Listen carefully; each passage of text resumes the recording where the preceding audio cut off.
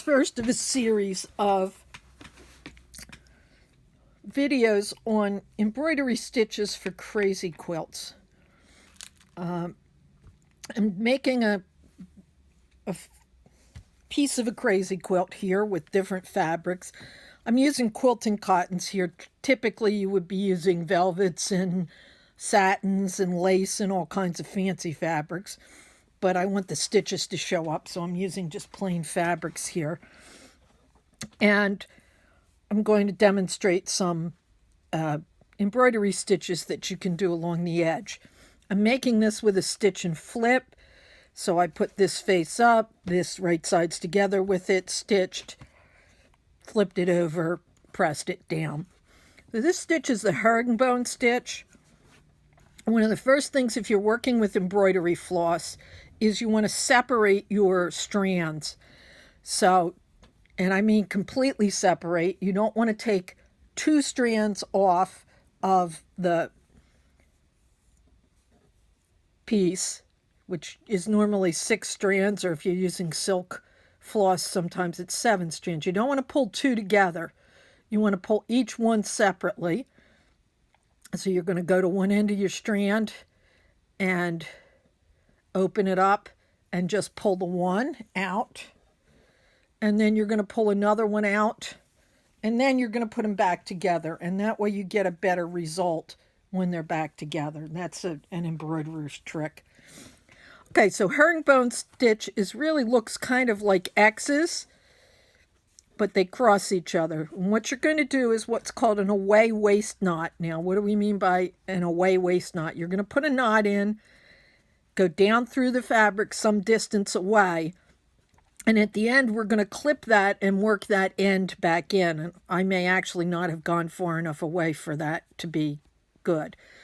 All right, so the herringbone stitch, what you're going to do is lay your thread kind of diagonally. And in this case, since I've already started, I'm going to try to keep it parallel to the previous stitch. And you're going to make a little back stitch. So you're going to go through the fabric and come back up a little bit next to it. And then you're going to go out to the other side. Same thing, try to keep it parallel to that. And take a little stitch that way. And again. And I would normally work in my lap, and I might, although this one's not being too bad, I might actually use a hoop, but I'm trying to make it easier for you to see. So I'm working with this straight down. And you're just going to take a little stitch, pull your thread to the side, take a little stitch. This is the basic herringbone stitch.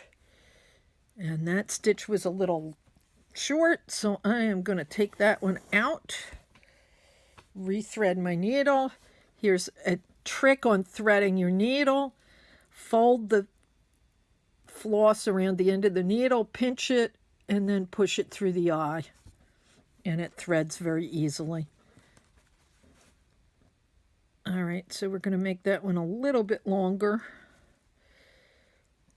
And you just want a small stitch that you're taking. You're taking a small stitch parallel to the seam line.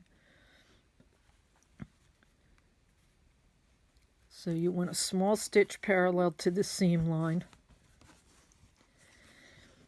A small stitch parallel to the seam line. And you're coming back towards what that stitch is going back towards what you've previously stitched. And it just keeps crossing over. Now there are a lot of variations on this. I'm going to show you maybe one variation on it. Because what you can do now is decorate with another color or another thread, or even the same thread if you want to. And you're just going to keep doing that stitch. Little stitch parallel to the way that you're parallel to the seam line and back towards the already stitched portion. All right, I'm not going to do more there. I'm going to go down here and I'll show you how I end off things. I'm going to weave this thread in and out, and I can weave it not only in and out of my embroidery stitches, but I can weave it in and out of the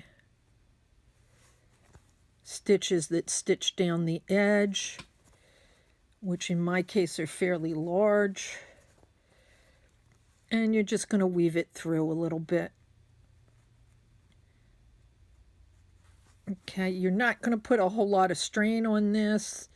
Crazy quilts typically don't get washed a lot. Maybe go through the same one twice and cut your end off. And back here, and I probably didn't leave enough space, I'm going to cut this knot off. And I'm going to take this thread and try to weave it through. And I'm probably going to have to do that by actually kind of hooking it through rather than putting it in the needle. But if I did this far enough, if I left enough thread, I could do it without hooking it. I could do it by threading it into the needle.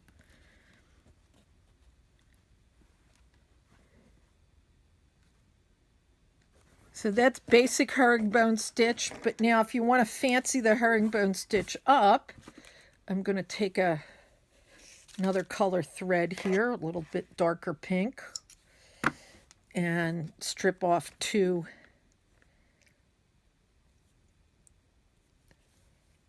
strands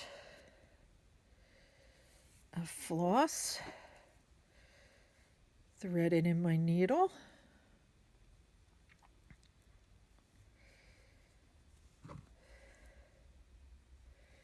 And now I could run this through the stuff that's already been done on the back, but I'm going to try that away waist knot a little further away to show you what I mean. So I'm going to take a knot, and that's an old-fashioned way to make a knot, but you can make a knot any way you want. And I'm going to put the needle down in way away from where I'm working. So I'm going to put the needle down in there. And I'm going to bring it up here, right next to that, where those two pieces cross. And I'm going to wrap it under those two pieces. And then do the same thing on the other side. So I'm going to wrap it there. And again. And I'm going to wrap it down here.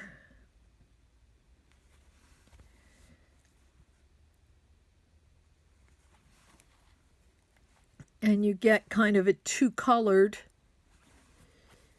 effect on the stitch. So I'll do a couple more here where I wrap it, and I'll leave some with the original, and you can see how this is done.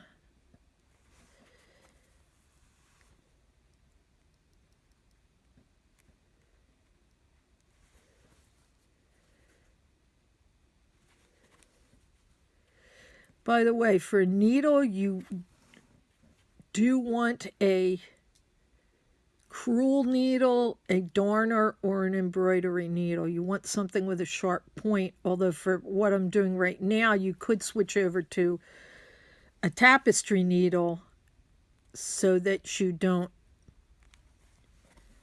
go through the fabric or the thread. Okay, I'm going to weave that in on the back. Again, we can weave that in to what we've already done.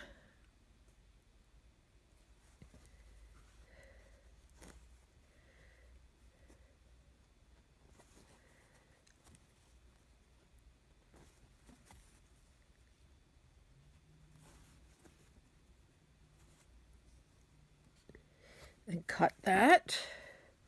And then I'm going to do the same thing with the away waist knot. I'm going to take the knot off, cut the knot on the front, thread the needle with the thread there, and in this case I may have to use the back of the needle to the eye of the needle to run it through behind, but I can still do that. Yep.